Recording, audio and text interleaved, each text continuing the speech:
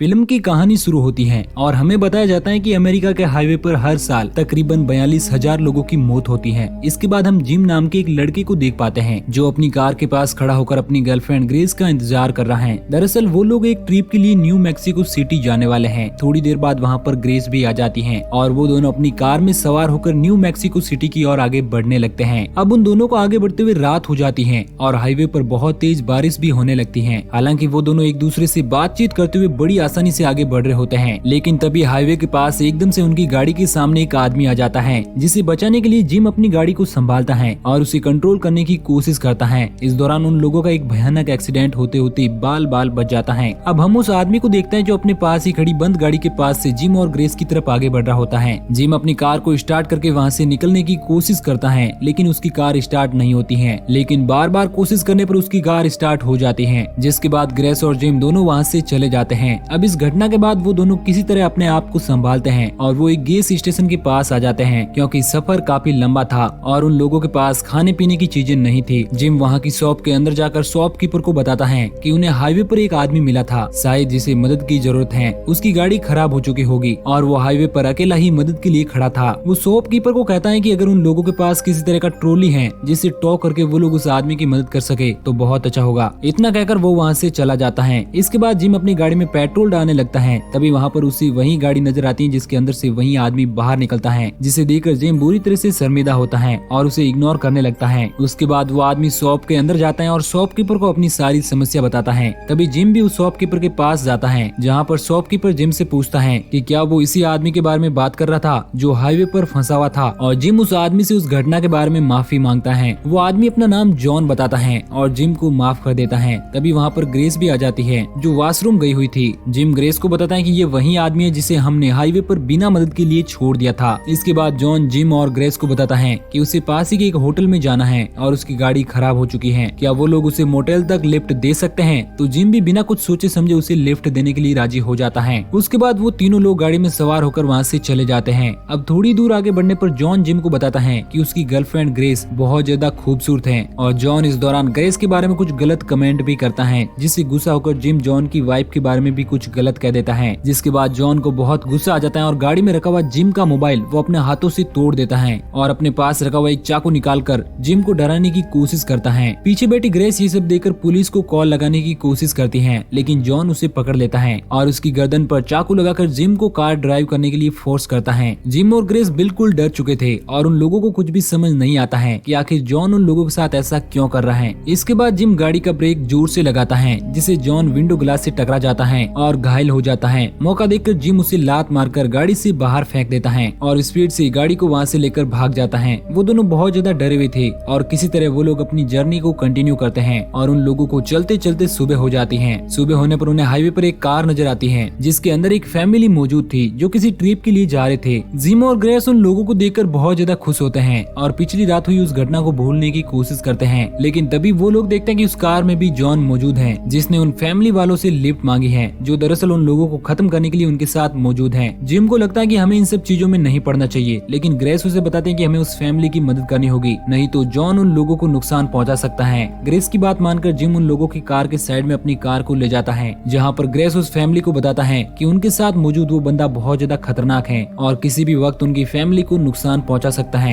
लेकिन इसी बीच हाईवे पर एक बड़ा सा ट्रक सामने से आता है और जिम उससे बचने के लिए अपनी कार को कंट्रोल करने की कोशिश करता है, लेकिन वो कार हाईवे से नीचे उतरकर खाई के पास आकर गिर जाती है और उनका बहुत ही खतरनाक एक्सीडेंट हो जाता है। हालांकि इस दौरान ग्रेस और जिम दोनों ठीक ठाक थे, लेकिन अब उन लोगों के पास शहर की तरफ आगे बढ़ने के लिए कोई भी ऑप्शन नहीं था और वो लोग पैदल ही शहर की तरफ आगे बढ़ने लगते हैं और हाईवे पर आने जाने वाली गाड़ियों से लिफ्ट मांगने की कोशिश करते हैं, लेकिन कोई भी उन लोगों को लिफ्ट नहीं देता है। अब वो दोनों पैदल ही शहर की तरफ आगे बढ़ने लगते हैं, जहाँ रास्ते में उन्हें वही गाड़ी नजर आती है जिसके अंदर वो फैमिली मौजूद थी जिनके साथ जॉन भी था। वो गाड़ी हाईवे के साइड पर ही खड़ी हुई थी, जिसके पास जाकर देखने पर जिम और ग्रेस को पता चलता है कि जॉन ने सभी फैमिली मेंबर को बड़ी ही बेरहमी से खत्म कर दिया है और सिर्फ एक आदमी ही अभी जिंदा बचा हुआ है और वो भी बहुत ज्यादा घायल है। जिम और ग्रेस उसी गाड़ी में उस आदमी को बिठाकर वहाँ से हॉस्पिटल की तरफ आगे बढ़ने लगते हैं, लेकिन उस आदमी की हालत बहुत ज्यादा खराब होने लगती है। जिम एक रेस्टोरेंट के पास आकर अपनी गाड़ी रोकता है और वो ग्रेस को कहता है कि वो अंदर जाकर पुलिस को फोन करके बुलाएगा और वो उसी गाड़ी में बैठकर उस आदमी का बहरा खून रोकने की कोशिश करने लगता है। ग्रेस रेस्टोरेंट में जाकर एक वेटर को कहती है कि वो जल्दी पुलिस को फोन लगाए। इतना कहकर वो वॉशरूम के लिए चली जाती है, जहाँ उसे एक बार फिर से जॉन की गाड़ी नजर आती है तो वो उसी वॉशरूम में छिप जाती है। लेकिन थोड़ी देर बाद वहाँ पर पुलिस वाला आ जाता है जो उसे गन पॉइंट पर ले लेता है और वहाँ पर और भी पुलिस वाले आ जाते हैं जो जिम और ग्रेस दोनों को गिरफ्तार कर लेते हैं। हालांकि इस दौरान ग्रेस और जिम उन लोगों को बताने की कोशिश करते हैं कि वो तो सिर्फ उस आदमी की मदद कर रहे थे, उन लोगों ने उसे नहीं मारा। लेकिन पुलिस वाले उनकी कोई भी बात नहीं सुनते हैं और उन दोनों को पुलिस स्टेशन ले जाते हैं, जहाँ पर उन पुलिस वालों को ग्रेस से पूछताछ करने पर कुछ भी पता नहीं चलता है। ग्रेस उन्हें बताते हैं कि उन लोगों ने उस फैमिली को नहीं मारा, उन लोगों को जॉन नाम के एक आदमी ने मारा है जो एक साइको किलर है। लेकिन पुलिस वाले उन लोगों की कोई बात नहीं मानते और वो पुलिस वाले थोड़ी देर बाद वहाँ से चले जाते हैं। इसके बाद हम जॉन को देख पाते हैं जो अब उसी पुलिस स्टेशन में आ चुका है, जो जिम के पास जाता है और उसे मारने की कोशिश करता है। लेकिन तभी वहाँ पर ग्रेस आ जाती है, जिससे वहाँ पर बहुत सारे पुलिस ऑफिसर की डेड बॉडी नजर आती है जिन्हें जॉन ने ही बड़ी ही बेरहमी से खत्म कर दिया था। ग्रेस वहाँ पर एक पुलिस वाले की गन को जॉन पर पॉइंट कर देती है और जिम को वहाँ से लेकर भाग जाती है। इसके बाद हमें पुलिस स्टेशन का सीन दिखाया जाता है जहाँ पर कुछ बड़े बड़े पुलिस अधिकारी आ चुके हैं। उन्हीं में से एक पुलिस वाला अपने सारे साथियों को बताता है कि जिम और ग्रेस दोनों ही इतने खूंखार अपराधी नहीं है और इनका पिछला भी कोई रिकॉर्ड ऐसा नहीं है कि वो लोग इतनी बेरहमी से इन पुलिस वालों को खत्म कर दे। वो पुलिस वाला बताता है कि शायद इन पुलिस ऑफिसर को किसी तीसरे आदमी ने खत्म किया है जो शायद जिम और ग्रेस को भी खत्म करने की कोशिश कर रहा है। वहीं दूसरी तरफ हम जिम और ग्रेस को देखते हैं जो भागते भागते एक जगह पर छिपे होते हैं। तभी वहाँ पर उन्हें एक पुलिस की जीप आती हुई नजर आती है जिसके अंदर से एक पुलिस वाला बाहर निकलता है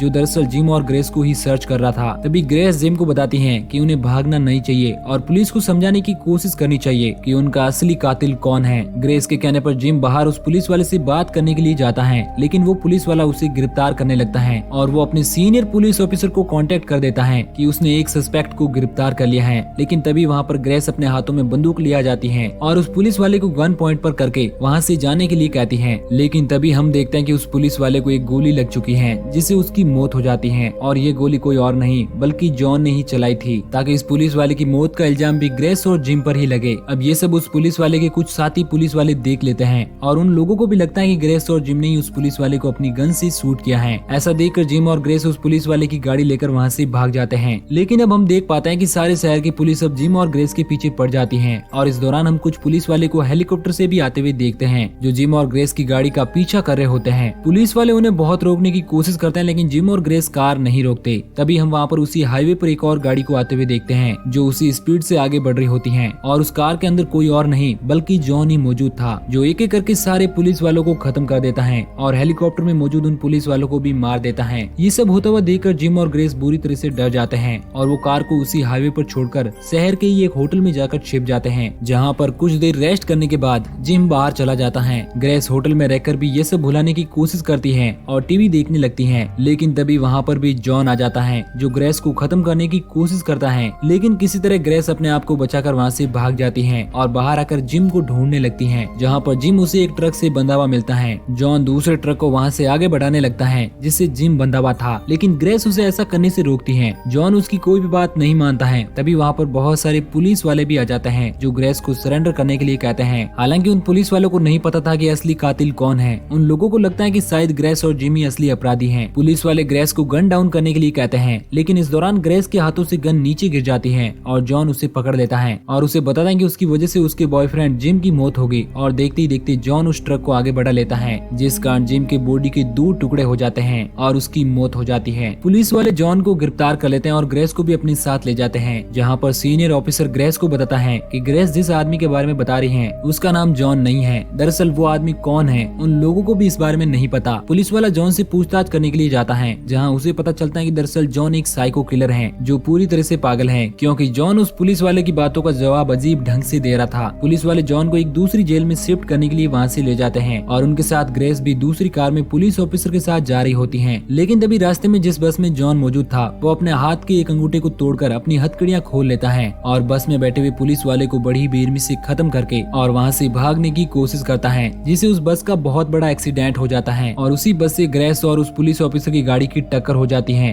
वो उस पुलिस ऑफिसर की गन लेकर जॉन को मारने के लिए आगे बढ़ती हैं और वो उस बस के पास जाती हैं जिसके अंदर जॉन मौजूद था। जैसे ही वो बस का गेट खोलती है तो अंदर मौजूद जॉन उसे पकड़कर उसी बस के अंदर कैद कर देता है और एक्सीडेंट के कारण उस बस का डीजल लीक होने लगता है और इस कारण उस बस में एक बहुत बड़ा ब्लास्ट हो जाता है और इस तरह से जॉन आजाद हो जाता है और वो उस पुलिस ऑफिसर को भी अपनी गन से शूट करके वहीं पर खत्म कर देता है। लेकिन थोड़ी देर बाद हम देखते हैं कि ग्रेस अभी मरी नहीं थी। वो उस जलती हुई बस से बाहर निकलती हैं और अपने हाथों में रखी हुई एक शॉर्ट गन की मदद से वो जॉन को उसी हाईवे पर मार गिराती हैं और अपने बॉयफ्रेंड जिम की मौत का बदला ले लेती हैं। और इसी के साथ ये मूवी यहीं पर एंड हो जाती है।